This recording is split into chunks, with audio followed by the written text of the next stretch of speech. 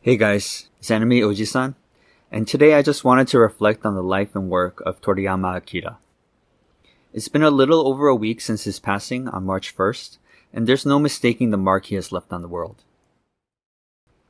Growing up, Dragon Ball wasn't the first anime I saw, but it was the first manga I read. And by read, I mean I just looked at the pictures, since I couldn't read Japanese back then.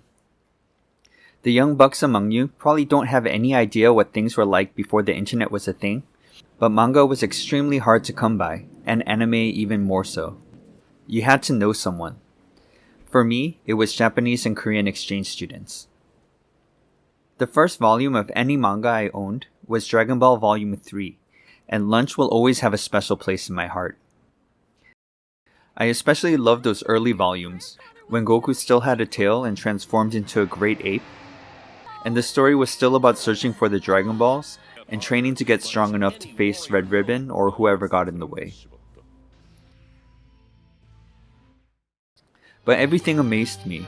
Goku becoming an adult, and the changing of art styles around the Frieza arc with the progressive power-ups and level, even though it was sometimes painful to wait a while to get my hands on a new chapter only for nothing to really happen.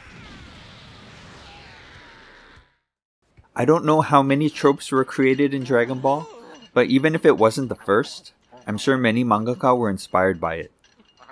Things like the voracious appetite of the MC, or having combat tournaments, or wearing weighted clothing for training. And the Germans make fun of Frieren's character names because they're so basic, but almost every character in Dragon Ball is a pun on everyday objects like vegetables or underwear.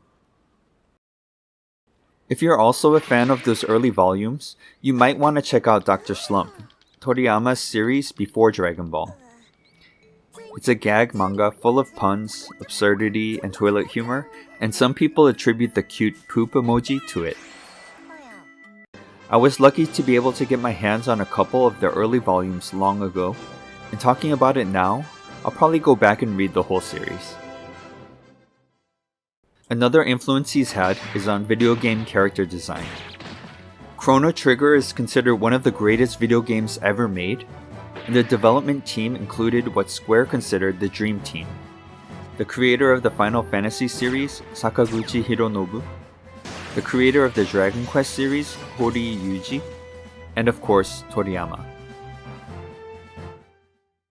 Toriyama had also worked on the character designs for all of the Dragon Quest games, and is responsible for maybe the most iconic RPG monster of all time, the Slime. Speaking of Dragon Quest, I was living in Seattle in the early 90s, and on one of those extra channels you get that wasn't exactly cable, they aired a show called Dragon Warrior. It got discontinued right when it was getting good, and it wasn't until 25 years later that I was able to find the whole series. The actual title is Dragon Quest: Legend of the Hero Abel. Apparently, it was based on the first 4 Dragon Quest video games, and while Toriyama didn't design the characters himself, all of the characters were based on his designs.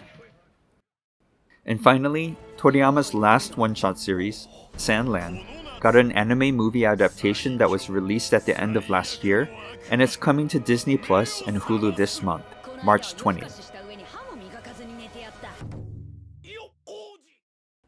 They're also releasing a video game adaptation on April 24th, and it looks pretty damn good. So even though he passed, there are still things to look forward to this year.